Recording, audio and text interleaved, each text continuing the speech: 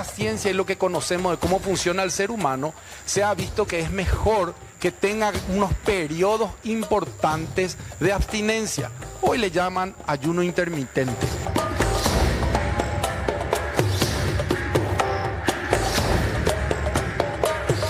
Y que apenas me llegue voy a promulgarlo.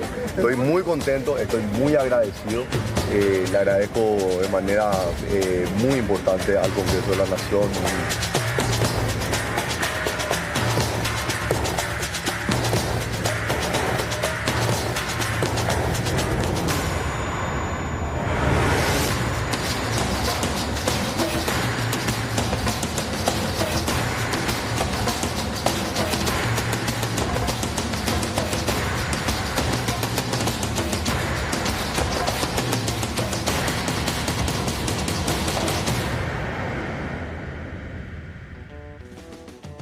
Bueno, 19:04 formalmente ahora en Puntos de Vista. ¿Qué tal, Fer? ¿Cómo estás? ¿Qué tal, Diego? ¿Cómo te va? El saludo también a toda la gente, a nuestros invitados, a todo el equipo que hace posible que lleguemos a todos ustedes.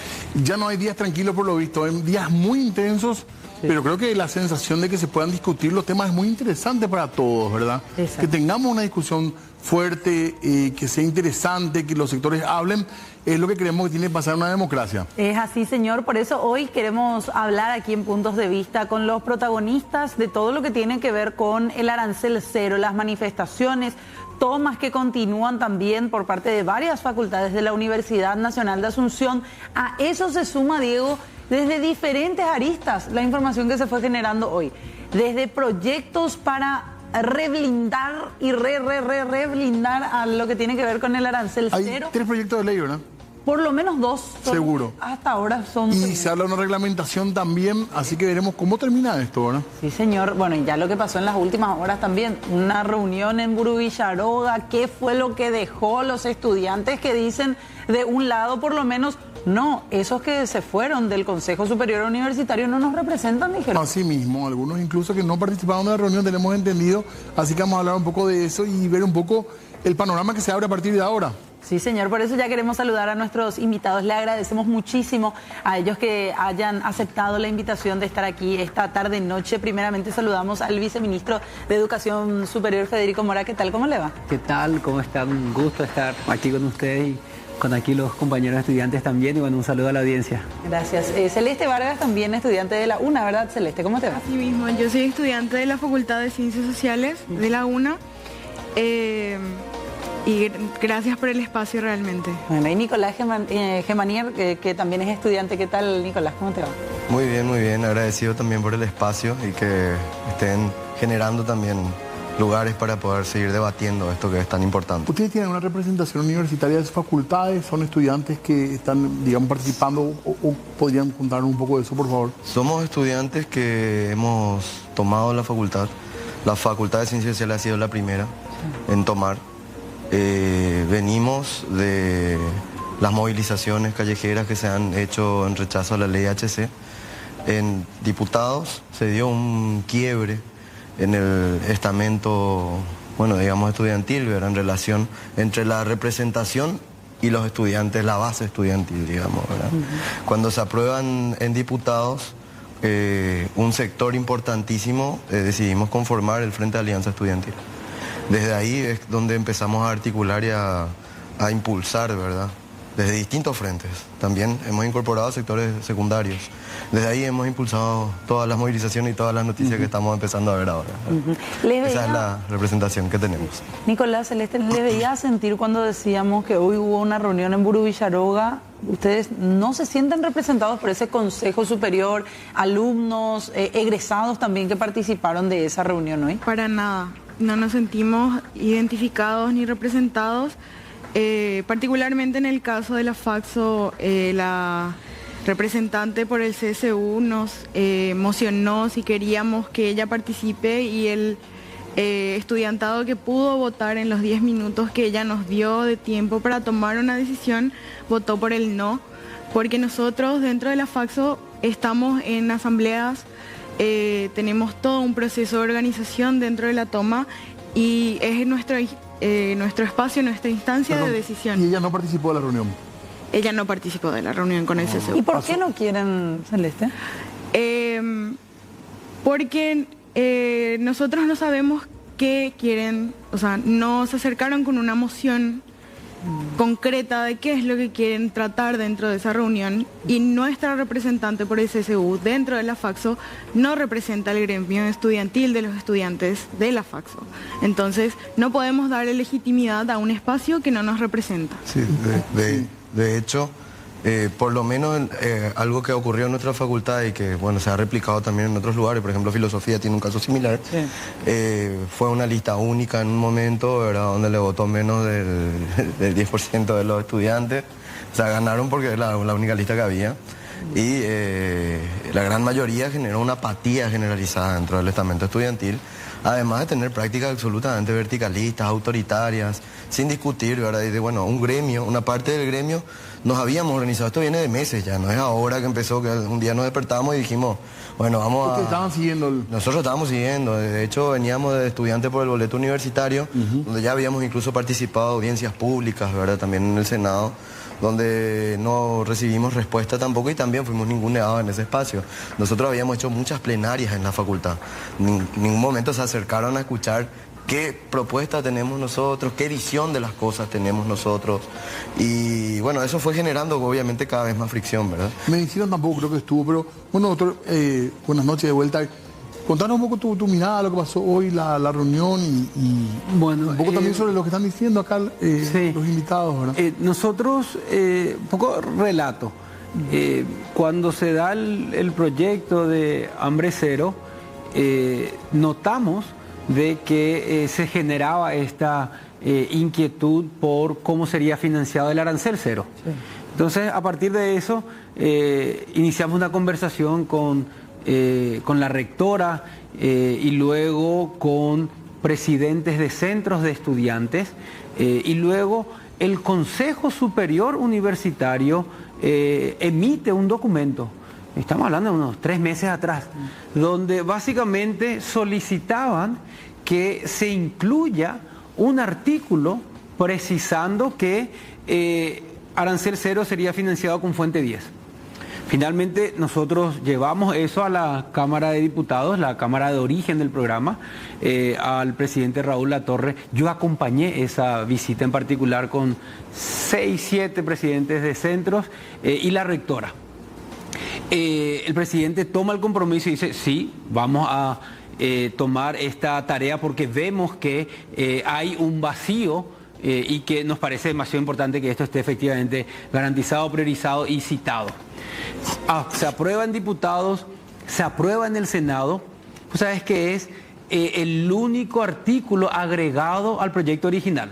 Es decir, viene desde ahí ese compromiso en decir, nos parece absolutamente necesario y razonable la nota que nos llega al Consejo Superior Universitario. Ahí dice blindaje, ¿verdad? El blindaje habla. Y vos sabés que hoy nos decían en la reunión en Burguicharoga, el viceministro Lovera nos decía esto, tiene esa situación sui generis que la palabra blindaje no es un término de un presupuesto. Pero que se hizo, digamos, ese uso, esa excepción para, de alguna manera, darle mayor fuerza.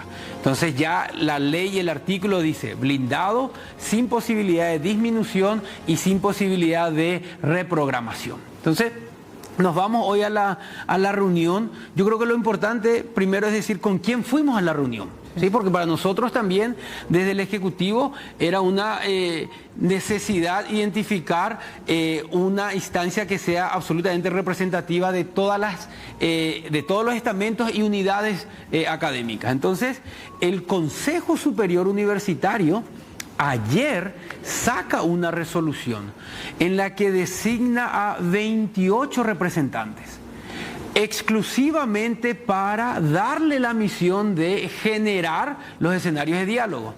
Tiene encabeza la rectora, tiene decanos, tiene estamento docente, tiene egresados, tiene estudiantes y tiene presidentes de centros de estudiantes.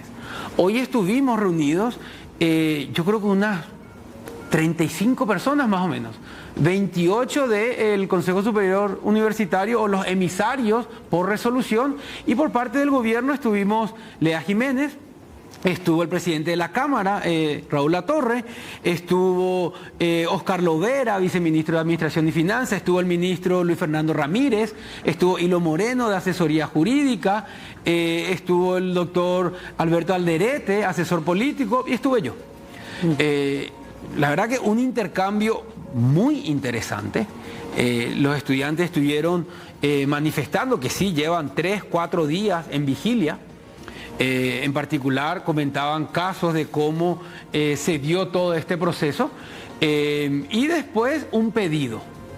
Y yo creo que ahí es donde toma forma la conversación, porque ellos nos dicen, en la mañana de hoy, la sesión del Consejo Superior Universitario emite una lista de 4 sugerencias para que sea el decreto reglamentario.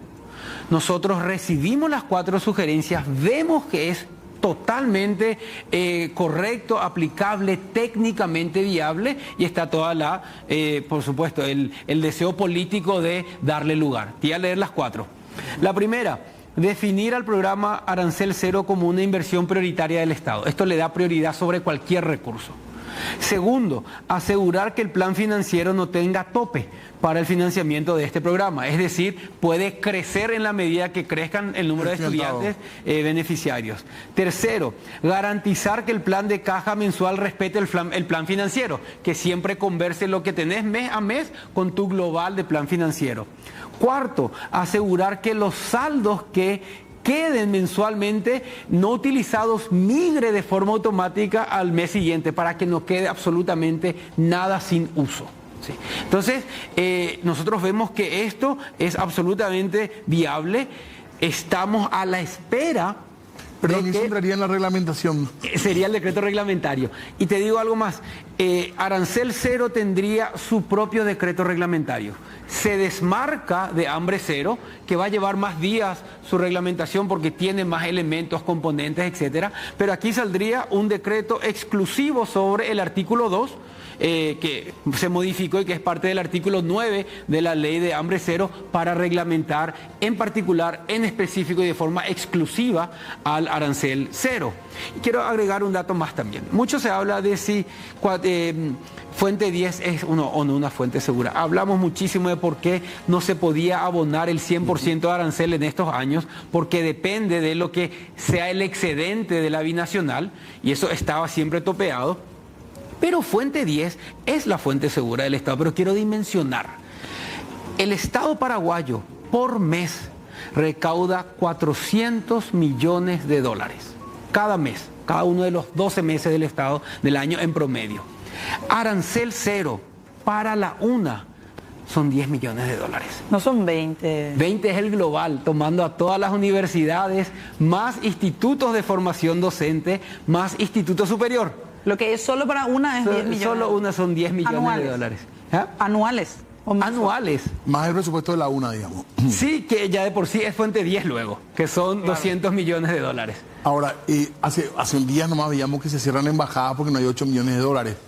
Hay muchos indicadores que... No, yo creo que, Diego, una cosa es... se cierra para reorganizar y optimizar, que está buenísimo. Yo creo que todos estamos luego en la obligación de revisar dónde tenemos, como se dice, ajustes que hacer. Ahora, dentro de eso y haciendo parte del marco normativo obligatorio donde se prioriza, hablar de un presupuesto, en este caso en particular para la UNA, de 10 millones de dólares, cuando el Estado recauda 400 millones de dólares al mes, yo creo que hay una distancia demasiado grande, ¿verdad? Ahora, escuchando esto, Nicolás, ¿cuál es la opinión que ustedes tienen? ¿Se puede? ¿Ustedes están de acuerdo con esta posibilidad de hacerlo vía decreto reglamentario? Bueno, a nosotros centralmente no nos convence una cosa, ¿verdad? Está claro que la fuente 10 está en déficit hace años. Ese déficit es algo que se tiene un plan, según lo que había escuchado, que había dicho desde el gobierno, que para el 2026 iba a ser 1, algo, pero hasta el año pasado fue, ¿cómo? 1,5. 1,5, hasta el año pasado fue cerca de 4%. O sea, es mucho, eso por un lado. Porque hay que dimensionar eso. Aparte, acá menciona 400 millones de dólares al mes. Sería alrededor de 4.800 millones de dólares. ¿verdad? Más 200 millones que va a la UNA. Que siempre fue luego. Siempre fue a la UNA, sí. 5.000 millones. Presupuesto general de la Nación ronda por lo general los 15.000. 15.000 millones de dólares. Por lo general. Ok. Sí. Pero lo que nosotros acá destacamos una cosa también aparte de la ley HC, de la ley Hambre Cero, es una situación de que en realidad los fondos por alquilar el río, básicamente por los excedentes, financiaban programas también, no solamente el arancel cero. Eso es fundamental también destacar. Sí. Programa de investigación, de salud. Salud, todo esto. Sí, me gustaría precisar luego al respecto, porque también hablamos de eso. Porque eso es muy importante destacar, que en realidad se necesitan esos 300 millones de dólares, que va a ir a una ley que en realidad no necesita solamente 300 millones de dólares, necesita mucho más. Para Hambre Cero. Para el Hambre Cero, para cubrir 1.300.000 niños. Sí. No me equivoco que lo habían casi el doble de eso parece que es unos cálculos. Que habían dicho en Senado la última vez, ¿verdad? Que bueno, y quiero agarrar una frase que dijo Basilisco Núñez, Bachi Núñez, que fue, si no hay plata vamos a inventar, dijo, ¿verdad? Digo Basilisco porque es Harry Potter, ¿verdad? Vamos a inventar la plata si no hay, va a sacar la varita y vamos a inventar. Y a mí me preocupa que alguien diga vamos a inventar, porque la plata no se inventa. Eso creo que los recursos hay que ver de dónde se puede sacar, en todo caso ajustar, recortar donde haga falta y colocar y tener claridad a la hora de expresar y no sacar una ley que a mí me parece que es efectista, que es apurada, que es más que nada para generar un impacto e intentar levantar el apoyo popular que hoy claramente está en decaída relacionada. A ver, yo lo que escuché es que necesitan 600 millones de dólares aproximadamente para llegar a los objetivos, ¿verdad? Es decir, ustedes no están en contra, y eso siempre es importante remarcar, en contra de Hambre Cero, en contra de que se reglamente así, pero a ustedes lo que le da temor es de dónde sacar la plata. Porque, por ejemplo, a ver, si vemos la matriz salarial en senadores, todo el Senado. O todo el Congreso. O todo el Congreso, por supuesto, todo el Congreso. Lo que notamos es que se gasta casi 40 millones de dólares al año. ¿Por qué no se dice, por ejemplo, vamos a cobrar 2 salarios mínimos, ¿no? O 3, ¿verdad? Porque al reventar. Y los Nepo Babies cobran por lo menos un salario mínimo como cualquier mortal. Y se empieza a hacer recortes desde ahí. Ahí, por ejemplo, hay recursos. O, por ejemplo, hay otros sectores, por ejemplo, la Fuerza de Tarea Conjunta, que cobra 140 millones de dólares al año, peleándose contra 14 fantasmas. O sea, es un mal gasto. ¿Quién sabe de dónde saldría? Claro, o sea, el problema es que nosotros no tenemos por qué estar resolviéndole los problemas al presidente, porque él es el que tiene la lapicera y él es el que armó el equipo, en teoría, que tiene que saber de dónde sacar la plata y tener la claridad de dónde vamos a ajustar, en dónde estamos malgastando. O sea, por ejemplo, yo creo que la ciudadanía entera está de acuerdo que es un mal gasto la cantidad de dinero que se despilfarra en el Congreso. Porque se despilfarra. O sea, vimos la noticia hace poco que faltaba todo lugar para la gente que estaban empezando a contratar y se estaban haciendo, no sé cómo están todos apretados ahí adentro. A mí en esas condiciones yo no quiero trabajar en el Congreso. Va a ser muy incómodo. O sea, dentro de poco nos van a mandar. Entonces yo creo que falta realmente una claridad muy importante de dónde sacar los recursos. Porque siempre se ve medio fantasioso el tema de esto, ¿verdad?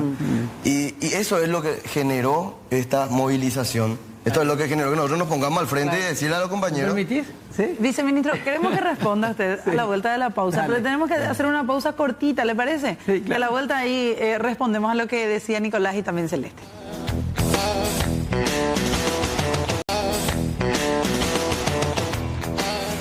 19:30 ya seguimos nosotros conversando de la cuestión arancel cero, tema crucial de este momento.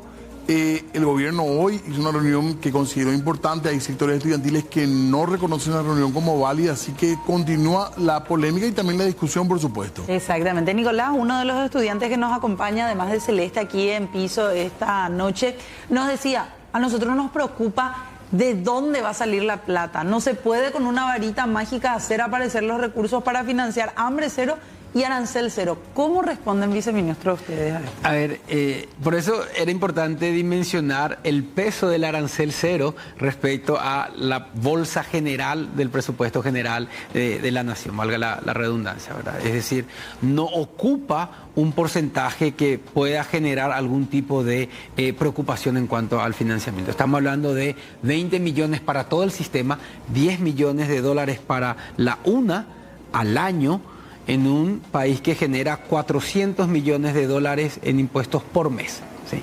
El presupuesto de la UNA, 200 millones de dólares año, es luego ya financiado por Fuente 10. Entonces pasaríamos de 200 millones a 210 millones.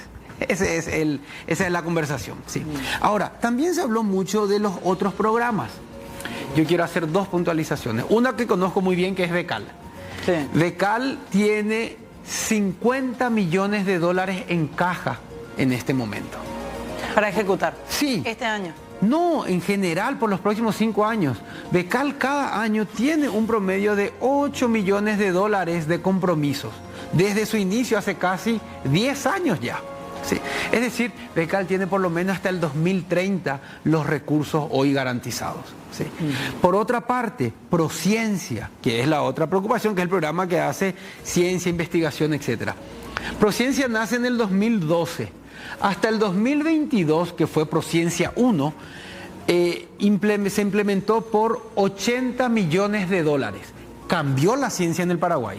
Es impresionante todo lo que subieron los indicadores de generación de ciencia, publicaciones en revistas indexadas, una cantidad de cosas. Dio un salto sustancial. Prociencia 2 tiene en caja 70 millones de dólares. ¿Hasta qué año? Hasta el 2030. ¿Sí? Todo lo que utilizamos en los últimos 8 años, desde el nacimiento de Prociencia, ese mismo monto tenemos para adelante reservado. Sí. Entonces es demasiado importante que tengamos la información correcta a mano. Y sí. En el caso, viceministro, del fondo del programa de salud, muchos decían, la ley Anita se financia eso, enfermedades o pacientes oncológicos también. Esa es la otra parte de la conversación.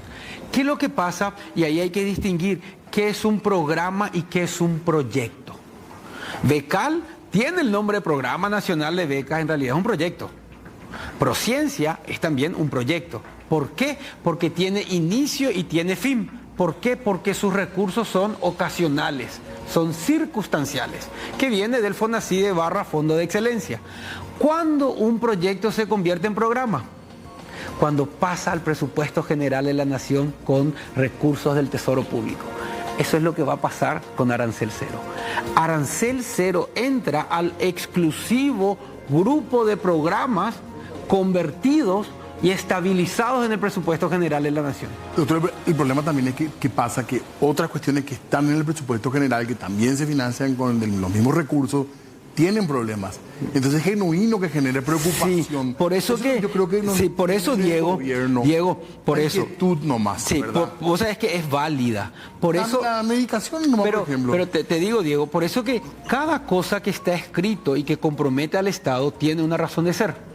Una ley que te dice tiene el recurso blindado tiene una razón de ser y tiene una implicación que dice que no se puede reducir, que no se puede reprogramar. ¿Qué es lo que se propone por eso para el decreto reglamentario? Que es el fino del uso del recurso. Dice, es programa prioritario. Es decir, de lo primero que va a ser siempre asignado, ahí está Arancel Cero. ¿Qué ha opinado de todo eso? Porque te íbamos atentamente anotando. Sí. ¿Qué te preocupa de esto? A mí me preocupa, por ejemplo, todos los casos que nosotros conocemos de programas que son financiados de la Fuente 10. Un ejemplo que ya se viene discutiendo dentro de los medios es, por ejemplo, el caso de las ollas populares. Hace 2 años, las ollas populares están diciendo que hace 2 años no tienen desembolso los recursos de la Fuente 10. Pido la mano. De la Fuente 10. Discúlpame, voy a terminar. Sí. Otras cosas. Infraestructura de la UNA y de otras también instituciones también se financia por Fuente 10 y tampoco están 100% ejecutados. Cuando nosotros nos plantean que van a priorizar arancel cero, nos están diciendo, hay otras cosas que también se financian por fuente 10 que vamos a dejar de priorizar, que también son importantes. Entonces, es un discurso vacío, es un discurso que se puede terminar cayendo. Porque nosotros ahora podemos decir, bueno, nos tranquilizamos, qué sé yo, pero no tenemos realmente, más allá de proyecciones, una garantía, porque el Estado paraguayo es un Estado deficitario, es un Estado que el 50% del presupuesto general de la nación se financia con fuente 30, que es la fuente de aranceles, lo que dijiste. Se cierran embajadas porque en diciembre el gobierno aprobó una ley que cambiaba los aranceles consulares. Y el cambio que se le hizo a la ley, donde se habla expresamente de este tema, ¿por qué no convence? ¿Por esto que estás contando o hay algo más? Es porque los presupuestos que ya salen de la UNA, nosotros vemos, por ejemplo, los salarios de los docentes salen de la fuente 10. Y todos los años los docentes en agosto salen a las calles a pelear. Y nosotros decimos, ya salimos a la calle a pelear, ya ganamos el arancel cero. Y tenemos que salir otra vez todos los años a pelear para que presupuesten correctamente la cantidad de estudiantes. No que están, porque ahora mismo lo que se financia es la proyección de los estudiantes que egresaron de los colegios del 2018-2019. Y eso va a ir creciendo conforme pase el tiempo. El gobierno ignoró el sector estudiantil. Es tarde ahora porque ahora vemos las movilizaciones fuertes y la sensación... Hoy a mí me molestó mucho lo que leí de Fernández Baldovino, que se refirió...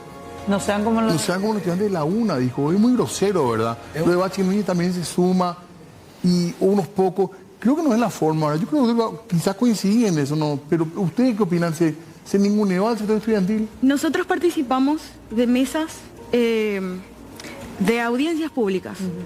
Nosotros ya dentro de esas audiencias públicas planteamos que la fuente 10 no era garantía. Y sin embargo, mantuvieron el proyecto e incluso estos representantes del CSU dijeron y que fue una victoria estudiantil poder garantizar la fuente 10. Y para ustedes no es una... Para nosotros, antes de que pase esto, ya veníamos diciendo que la fuente 10 no era una garantía. Viceministro. No, a ver, yo creo que compartimos el deseo de que el arancel cero esté absolutamente garantizado. El escenario que hoy se plantea es el mejor posible, absolutamente. Yo lo que entiendo es que aquí los compañeros no tenían la información de estos 4 puntos que termina por reforzar lo que ya se tenía, porque implica inclusive el camino de implementación misma, ¿sí? Es decir, tenerlo como asignación presupuestaria prioritaria, sin tope de plan financiero, puede crecer. Eso no se tenía con la legislación anterior. Tampoco se combina el plan de caja para su uso mes. Si algo no se usa, migra directamente al mes siguiente.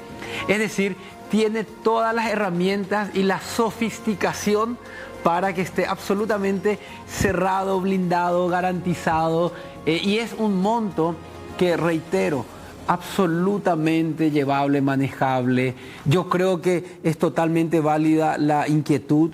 Creo que los estudiantes tienen que velar y acompañar, y entiendo el por qué hoy están, digamos, en esa tarea pero creo que también estamos haciendo el trabajo con los instrumentos que tiene el Estado para eso. Yo coincido en lo que él decía, nosotros no tenemos que estar preocupándonos de esto. Es cierto, nosotros sí. Y nosotros nos estamos ocupando de que justamente no haya ninguna duda. Y ojalá llegue ya el primer pedido, como se dice, de desembolso, porque el movimiento se demuestra andando. Porque la transacción en realidad no pasa luego por el estudiante. O sea, el estudiante no va a notar si financia A, B o C, porque es una transferencia directa a la universidad. ¿Sí? Entonces, sí les quiero pedir esa confianza para tomar las tareas y la responsabilidad que nosotros tenemos, porque es cierto, no es lo que les corresponde. Pero van a abrir la charla, continúa la charla con los sectores que no estuvieron, por ejemplo, hoy. Se puede hacer eso fuera del Consejo, porque ellos no se sienten representados al fin y al cabo. Y es interesante eso, porque como toda instancia, estamos hablando de la UNA, que tiene 50.000 estudiantes, 50.000, más vale que tenga unas instancias representativas legitimadas por sus X procesos. La instancia superior de la universidad se llama Consejo Superior Universitario. No se puede convocar a los... Te comento todo. Sí, seguro que sí, pero te cuento nomás cómo se canaliza. Claro. Porque ahí están todos los decanos, ahí están todos los presidentes de centro, ahí están egresados, ahí están docentes y ahí están estudiantes. O sea, podemos también hacer la conversación uno a uno, pero nuestra democracia misma es representativa porque así se supone que se llega al grosso de la sociedad.